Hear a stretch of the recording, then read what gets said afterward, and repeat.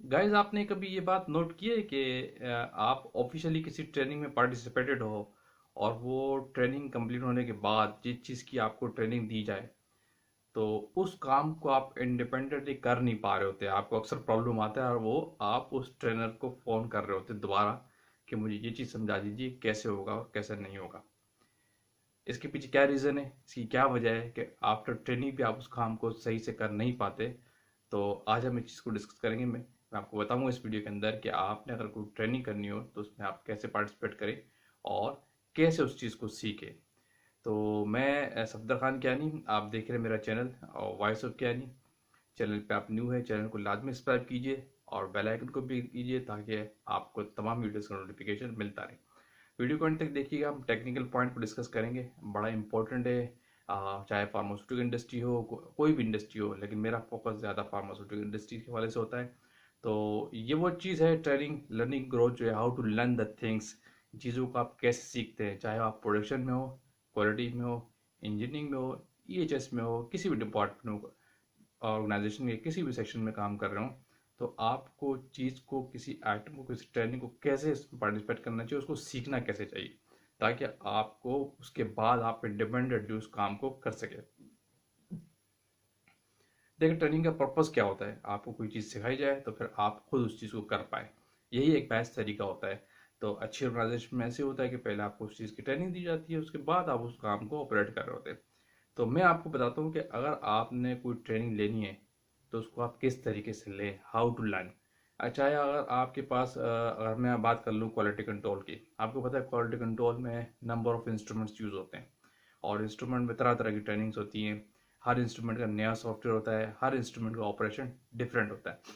तो इंस्ट्रूमेंट आपके पास लेबोरेटरी में आते रहते हैं, सर्विस इंजीनियर आपके पास आते हैं, चाहे जीसी हो, एचपीएलसी हो, स्पेक्ट्रो हो, पीएच मीटर हो, आपके पास न्यू से न्यू ब्रांड आते जाते हैं। कंपनी परचेजिंग करती है। अच्छी ऑर्गेनाइजेशन में यही होता है कि इंस्ट्रूमेंट आते रहते हैं।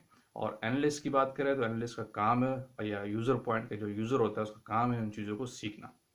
तो आपने अक्सर नोट किया होगा कि जब कोई ट्रेनिंग होती है, सप्लायर आता है या सर्विस इंजीनियर आता है, आपको उस चीज़ की ट्रेनिंग दे रहा होता है। लेट सपोज 4 लोग हैं, 5 लोग हैं, आप किसी मीटिंग रूम में ट्रेनिंग हासिल कर रहे हैं तो वो एक डॉक्यूमेंट के हवाले से होती है।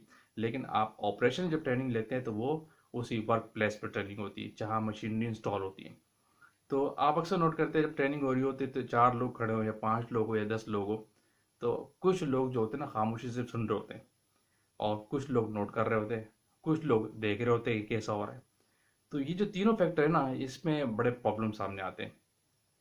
मैं आपको बेस्ट तरीका बताऊं, जब भी आप किसी सॉफ्टवेयर की ट्रेनिंग ले, चाहे किसी इंस्ट्रूमेंट की ट्रेनिंग ले, आप जो सर्विस इंजीनियर, जो ट्रेनर आपको पॉइंट्स बताए एज इट इज़, तमाम पॉइंट्स को पहले आप अपने पास नोट डाउन कर ले। एक पॉइंट को मिस्टेक्स मिस न करें। कोई पॉइंट आपका मिस नहीं होना चाहिए, वरना आप वही वही वाला फैक्टर आएगा कि आप दूसरे सप्लायर को या ट्रेनर को फ़ोन करेंगे कि ये काम आपने कैसे किया था। उसकी वजह ये होती है कि आप ट्रेनिंग के दौरान सिर्फ सुन रहे होते। सुनने की बेस पे आप सारा काम नहीं कर सकते। ये तो एक लॉजिकल बात है ना कि इंसान की कैपेसिटी है कि सुन के सारे काम नहीं कर सकता। पहले उसको सीखना पड़ता है, पढ़ना पड़ता है, उसके बाद उस काम को ऑपरेट करता है। तो बेस्ट प्रैक्टिस क्या है, जब भी आपकी चाहे सॉफ्टवेयर की ट्रेनिंग हो, अगर कोई एचपीएलसी का सॉफ्टवेयर न्यू इंस्टॉल हो उसकी ट्रेनिंग हो रही है, या आपकी कंपनी में कोई सॉफ्टवेयर आया जैसे जैसे सैप हो गया, लिम्स हो गया या फिर पैक्स हो गया, इनकी ट्रेनिंग है, इनमें नंबर ऑफ ट्रांजेक्शन बहुत ज़्यादा होती है हर एरिया वाइज। तो इसको किसी भी ऑफिसर का, एनालिस्ट का या प्रोडक्शन ऑफिसर का सीखना बहुत ज़रूरी है। तो इसकी जब भी आपके पास ट्रेनिंग हो रही हो तो आप सबसे पहला तरीका ये है, अगर आपकी 2 से 2 घंटे का ट्रेनिंग सेशन है या 3 दिन चल रहा है, घंटे घंटे का ट्रेनिंग चल रहा है, मकसद मेरा ये है कि जब आप ट्रेनिंग के अंदर हो, जो ट्रेनर आपको कहा है उसके बाद उसके सारे पॉइंट एज इट इज पहले नोट डाउन कर ले।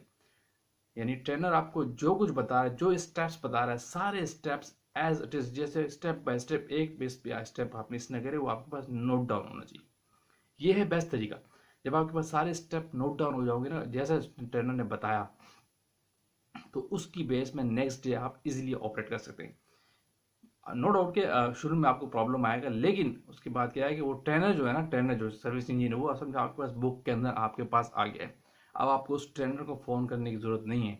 अगर आपको कोई प्रॉब्लम आता है तो उस बुक वाले स्टेप्स को आप देख के इजीली सॉल्व कर लें, क्योंकि वो चीज़ें नोट डाउन हो गई आपके पास जो उस ट्रेनर ने आपको बताई।